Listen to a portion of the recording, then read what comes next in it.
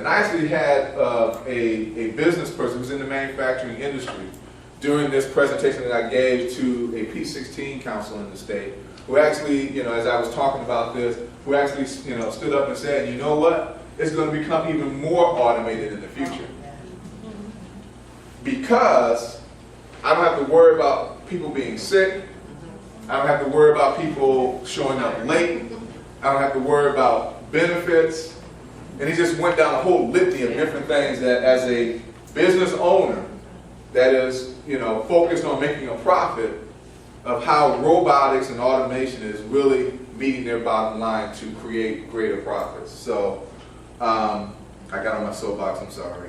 Let me get back to this. Guiding principle number 4, identify and use best practices of educators. This was very, very important to the governor because during the 2006 campaign, when he traveled the state campaigning, he had educators and even parents coming to him and saying, my teacher is doing a great job, but because of No Child Left Behind and all the accountability stuff, they're leaving the profession because they don't feel like they're being appreciated. They don't feel like that we are listening to them about what works in the classroom.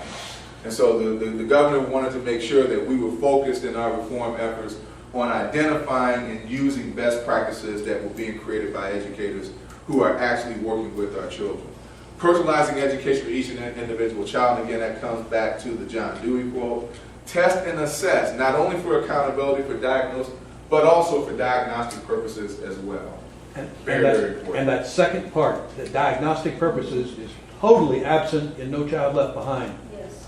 That is crucial, that we use that information to personalize for each child, et cetera, et cetera. Exactly. It's the only way to get there. They're tied together. It's the only way to get there. If you're going to personalize the educational experience, you must have information of where that child is at in their development. Yes? Do you see then eventually all children having an IEP? That would be, this is my own personal, this is not a position by the governor. It's individualized educational plan. Yeah. Or if someone's not, or something similar. Yeah, I wouldn't, and that's why we have to be careful with this, because when you say an IEP, that has such a legal connotation Sure, to it it. does. But what I would say, and to go along with what you're thinking, and again, this is my personal viewpoint, it is not a position of the governor or the governor's office. But yeah, I think it would be to our benefit to have personalized learning plans for each and every child. Absolutely.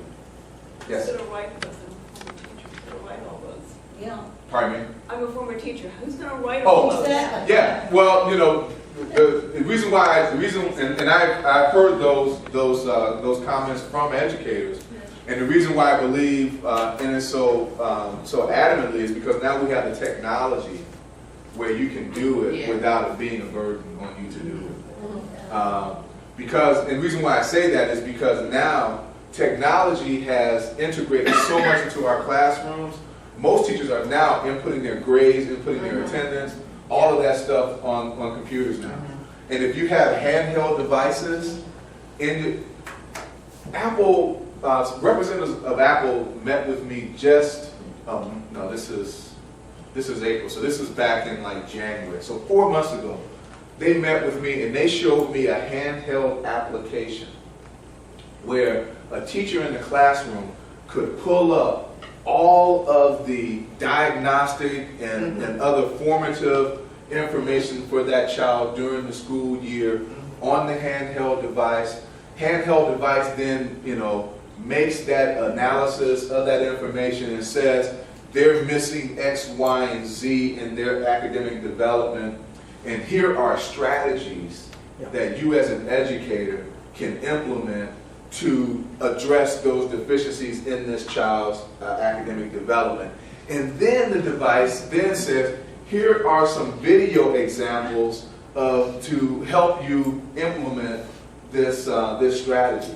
Just blew my mind.